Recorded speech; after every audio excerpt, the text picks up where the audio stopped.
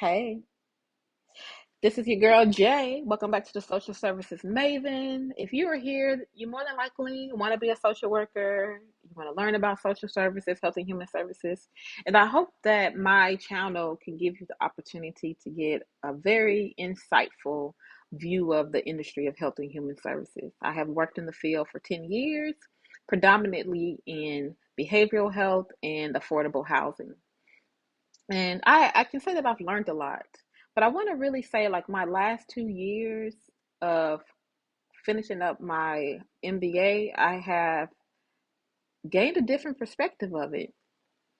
So, in my free time, I really enjoy reading about genes and gene expression. This is a hobby that I came upon about 3 years ago. I was watching a TED talk by Dr. Michael Skinner, who was a leading geneticist from, I think, in Arizona State University. And he was speaking about the twin theory, which you might learn about in your psychology class, which is essentially human beings, specifically twins, have the exact same DNA. Okay, same DNA.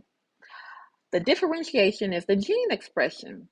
And so in the twin theory, it breaks down that two twins are adopted. One goes into a household that's different from their twin. They both have the gene for schizophrenia. And if you do not know, schizophrenia is what they call a mother gene. It is a gene that can only be passed down from the mom. And it specifically flourishes in the male, in the men. So anyway, one child is adopted into a family where no one has schizophrenia and that gene does not express. But the other twin is adopted and the adopted father has schizophrenia. And that twin's schizophrenia gene flourishes.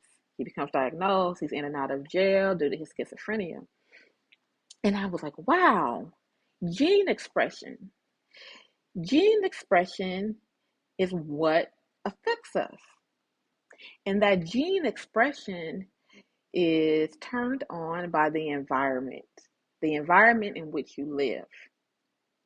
And as we all have learned, nature versus nurture, your environment is everything. And if you don't change your environment, you cannot change. So I went down the rabbit hole and I began thinking in a theory way around, as a person who's worked in social services, I'm always like, why are y'all putting the same people in the same housing? It's like adding fuel to a fire. And I said, oh, wow, that's the system. Because they are in an environment which allows that gene to express itself, that gene cannot be turned off.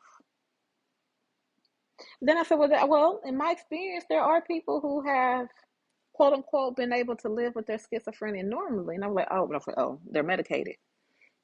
So I began to say, like, what if we were the ones in this Aquarian age to have social work shift into the world of genes? What would it look like? How could we bring this to pass? A social worker who also works with genetic expressions. And based on your genetic expression, that could help you dictate where you can and cannot live. Where you can live to make you make you get better, or just like where you're going to go and we know you're going to fail. So I began to think about like Section 8, right? So you have TBV and PBV of Section 8. TBV is tenant-based vouchers. The voucher follows the tenant. Anywhere in the United States where a Section 8 voucher is accepted, either by private landlords or public landlords, which is your public housing authorities, PHAs. And then you have PBV, which is project-based voucher Section 8, which means your Section 8 voucher is only connected to that unit in that affordable housing place where you live. It cannot follow you. They do have some loopholes, like if you stay there for a year, you can then go to your public housing authority and fill out an application to have it switched over to a TBV, and you have 1 year to find a place in the United States where you want to go, where your Section 8 is, accepted. So we have these things in existence. So that means to a level, the government must know that they must know, have an understanding of gene expression. But then I began to think about capitalism. I'm going to always speak about capitalism because we work in social services, which is part of the system. We are part of the system, and sometimes we are part of the problem. But that has to definitely be, that's the truth of the matter.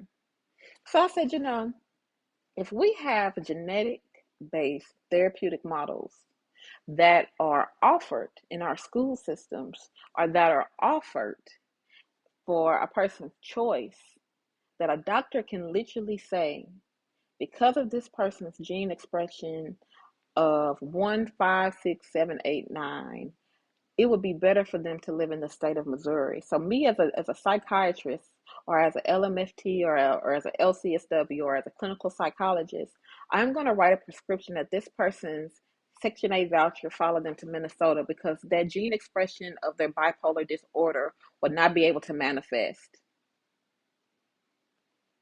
I think we can do it. And I think it's a big conversation. Genetics is you. And genetics can be controlled. It can be controlled by the environment. So we always see like how many of these kids in the hood have the cure to cancer, but they live in the hood.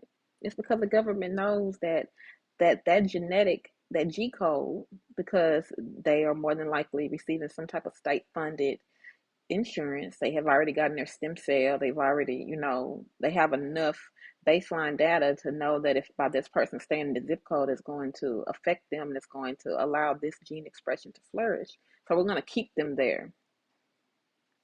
But what if we had genetic based housing? What if we had genetic based therapeutic models? I think it's a true conversation to have. So a couple of years ago, I worked for a great organization, and most of the time in nonprofits, part of the budget is that you get to have training for your team. And my organization, which was truly a solid organization, one of the leading affordable housing developers in the US, they kind of let you choose where you wanted to go. So I signed up to go to dementia Alzheimer's symposium at UCSF. I didn't fully read it. I saw Alzheimer's. I was at a senior building. I was like, okay. I land there and it was pure science. It's a science symposium. And I like science in my free time. I think in another life I was a scientist. I was a scientist in another life. I know, in another dimension. I think it's my other dimension person telling me this stuff.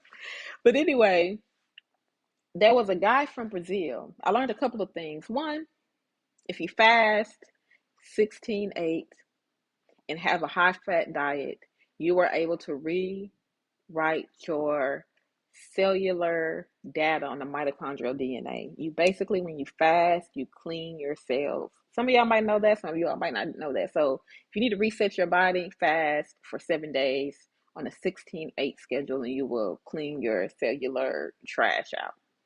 Number two, when veterans pass away, their brains go into a brain bank. And the US government have relationships with other countries that have their brain banks, and they basically share brains to study. That's interesting. But the third thing, which is not last, which is the most important, which was about microbiome. And there was a scientist from Brazil. He was very theatrical. I loved it. It was so much fun. It was like watching Houdini, a scientist Houdini. And he said, I need you all to turn off the recording right now. I have something to say. He said, the new wars are going to be germ wars. I was like, what? So when a person is born, when you have a vaginal birth, the baby goes through the birth canal, and that birth canal creates a protected layer over the child, which essentially protects them from the microbial in the environment. The microbial in the environment, which is bacteria has personalities. And depending upon your gene expression, it can connect with that personality of that bacteria, and that gene can connect, and it can be a good thing or a not so good thing. When a child is born through cesarean, they are not given that covering.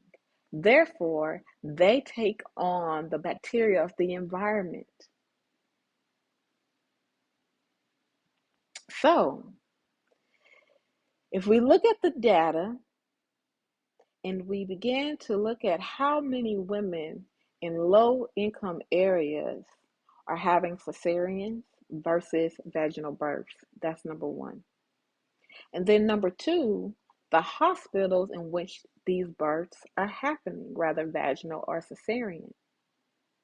And if you begin to put all of that together, that child does not have a winning chance for their true gene expression to happen. So when we're looking at diagnosis and we're looking at continuum of care models, when we're looking at patient-centered care, from a low income standpoint, where what gene expression are they experiencing? Is it truly them? Is it truly an illness, or is it the environment? You're like, Jamila, we're here to learn about social work. What does that have to do with anything? It has to do with you as a social worker, maybe being the one to advocate for that person to leave an environment. You're like, but they're poor, they don't have nowhere to go. But if I just said to you, if a person has a Section 8 voucher and they can apply to go somewhere else, you can write that. You can write them as a clinical social worker a health note. Y'all, we gotta fuck this system up, yo. They mad tripping. Genes are the new thing. And if you have not read into genes, if you have not, in your free time studied it, I would really ask that you do that. Because your environment plays such a significant role in how you're going to be able to show up in life. And the systems of power know that. Because we don't have Native Americans and we don't have the Comanches, we don't have Blackfeet anymore, it's because European settlers learned the power of bacteria with chickenpox and flu by giving our Carib Indians and our Native American, our indigenous people, chickenpox infected freaking blankets. So therefore, they have been studying the impact of bacteria on people of color for a very long time. That's how they were able to win the wars, the Indian wars, the Mexican American Alamo and shit. Like, it wasn't because they were guns; they weren't winning. You can't out hunt a Native American. It wasn't possible for them, but they could outsmart them, and they outsmarted them through learning about bacteria. Benjamin Franklin was one of the leaders in really mixing plants. He was the one, if we know about the Willie Lynch stuff, that's all genes. It's about genetics, and it's about genetics and the environment. And I want to like really have you have a different look at it as a social worker of how can you show up in it. So if you know that you have a child that is second generation, which means, so let me back up. Schizophrenia is a mother gene. Schizophrenia, typically one of the grandmothers, so that's an X chromosome gene expression. X chromosome. So that means the mothers on both ends, the mother or the father of that child has schizophrenia. The daughter might not have it, which is the child's mother. The son might not have it, the father, but the baby gets it. These two parents are like, I don't know what's going on with them. They act just like my mama. So they think it's a behavior, not knowing it's the early onset of schizophrenia. But because that child is being babysat by the grandmother, that gene is now expressing itself. But what if that child was not raised by the grandmother, or was not having care provided by the grandmother, and by asking or writing for them to get a child care voucher for that child to go to pre-K because the parents can now afford it with that voucher, that's going to help that gene expression turn off. And that's how I feel like we have to start thinking as social workers and those who work in health and human services.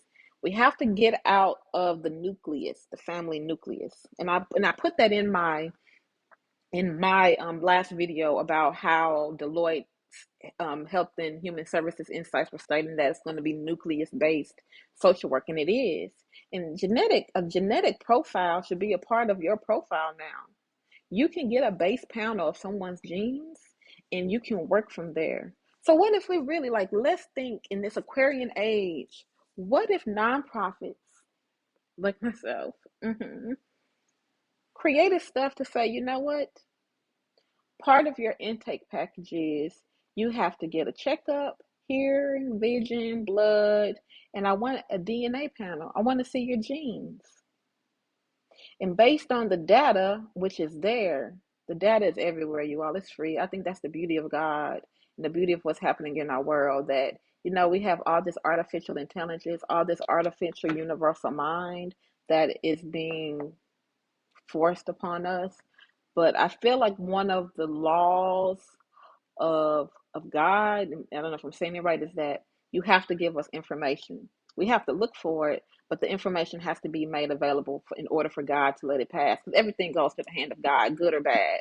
And I feel like that's what God is saying. Like, I'm gonna let them do it, and I'm gonna also let you have the information if you want to, if you want to be the one to change it. And I feel like that's why God gives me this information to, or have it spark my interest, because there means that there's something that needs to be done. But what if we had genetic based therapeutic models? And that's what I was speaking of in my previous video, the importance of education. I think that people truly forget that in the 50s and 40s, it was a luxury to go to school. There wasn't no down Pell Grant. It wasn't no Perkins loan. It was straight up like they do in other countries. You have to pay for your education out of pocket. And now folks like, man, I'm about to go ahead and get this money. I ain't gonna be an entrepreneur, and I think that's great. That's why I went and got my MBA, to be an entrepreneur. But there are systems, there are educational systems that have to be there, that have to be structured, at least for you to know what to ask for. Whether you can read it or not, you need to know who to hire, who needs to read it. And that ability to obtain that education allows you to frame industries right now differently. And I'm going to go back to the question. What if we had genetic based therapeutic models to where we can write a prescription for someone's housing? That if we know that if this gene that this person has that keeps going in and out of ERs because of 5150s, going in and out of the police station because they are in a state of psychosis, which makes them violent, that if we write a prescription for them to live in Utah, that this gene will not express itself. Then you're like, oh, what about their family? But their family making them sick. Grandma house is making them sick. So what about all this, like, so we're asking people to, like, oh, they can do better. Or what if we make genetic based medications from the perspective of a social worker? What? Tell me. I feel like we can do it. It is very possible. So I just want to come in and, like, let us be innovative. I said this before. What if we begin to look at human services as art? The art, the art, the artisticness, architecture of the mind. The mind is an expression. The universal mind. The mind runs the universe. The ego runs the universe. The brain is nothing more than an organ. It's no different from your heart. But the mind is what they are controlling with the environment and our unnatural food. We got seeds and nothing no more. Everything's genetically modified and stuff. So on a cellular level, we are kind of starving. We are not eating sun-grown food anymore. It's all in the lab. So what do you think is happening to us? How is that unnatural food messing with our gene expressions? So as always, 2022, we are becoming social workers. 2022 and beyond, we are becoming LCSWs, LMFTs, MBAs, public policy, MPPs, urban planning. We are getting our masters. And with us getting our education, we're going to innovate and we're going to get paid. Gone are the years of the begging for money. We are going to take power of our data, and we're going to take data of leveraging our communities so that they can exist 20 and 30 years from now in this industrial revolution of algorithms, artificial intelligence. Peace out.